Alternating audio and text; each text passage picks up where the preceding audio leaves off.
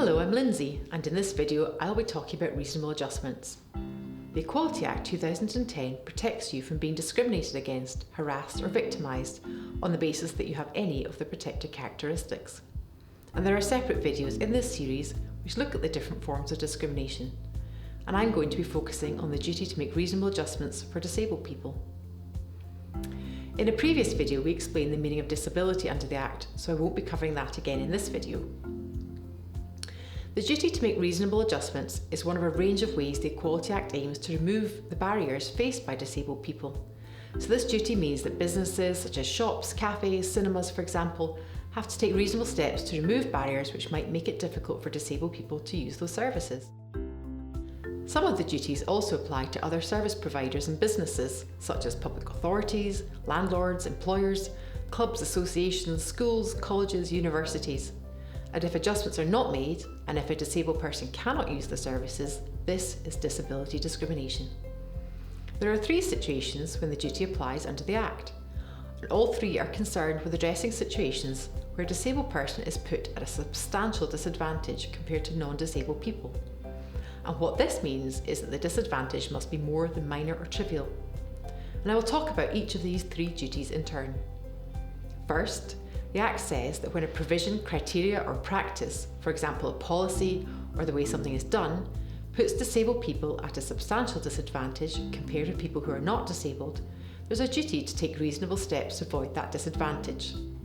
So, for example, if a sports centre has a no dogs policy, that would prevent some disabled people who need assistance dogs from using the sports centre.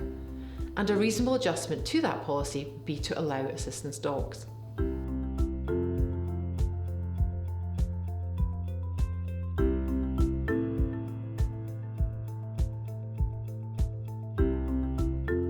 The second duty involves physical features which put disabled people at a substantial disadvantage. A physical feature could include a feature of a building such as an entrance, exit, fixture fitting, furnishing, lifts, escalators, toilet facilities, stairs, and so on. And it might be helpful to think about the world around you and to picture how hard it might be to get around and in and out of buildings because of some physical features.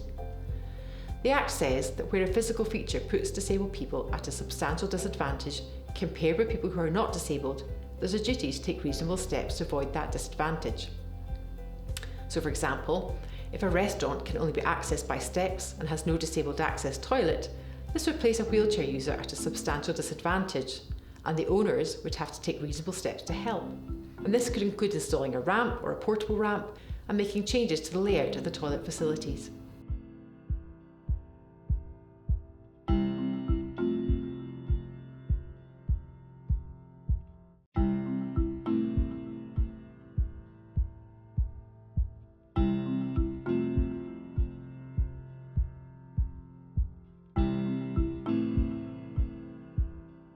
The third duty is concerned with auxiliary aids.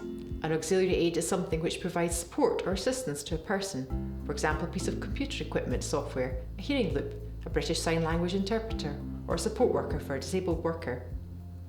The Act says that where providing an auxiliary aid puts disabled people at a substantial disadvantage compared with people who are not disabled, there's a duty to provide that auxiliary aid.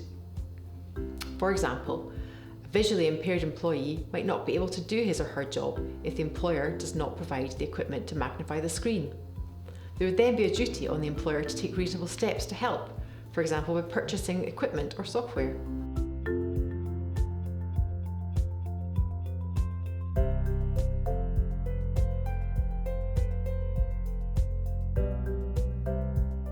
The duty is to make reasonable adjustments, and you might ask, what is reasonable? Only a court or tribunal can decide what is and is not reasonable, but some factors which might be taken into account might be whether the step is likely to be effective, whether the step will be practical, how much will it cost, how much money is available, are there any grants which could help, how much disruption could be caused, and is planning permission needed?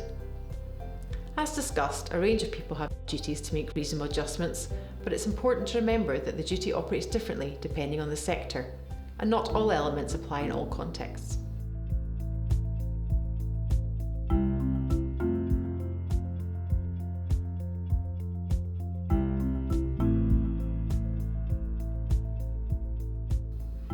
Sometimes the duty is anticipatory. In the context of services, public functions, associations and education, this means that those with responsibilities under the Act in these sectors have to be positive and proactive and to actively think about the barriers faced by disabled people. They must plan and put in place a range of adjustments so that a disabled person can use their services when they need to. So owners of a cafe or a restaurant would have to actively think in advance about whether or not people with various impairments can access their premises, their toilets, read their menus or bring in their assistance dogs. Disabled people are not required to pay for the additional costs of any adjustment. So if a service sends out their brochures or forms in large print, there cannot be a charge for that. In employment and premises, the duty operates a little bit differently and is not generally anticipatory. So if you would like more information, the Commission provides detailed advice about the Equality Act on its website, or you can call the Equality Advisory and Support Service if you feel that you may have been discriminated against. Thank you for watching.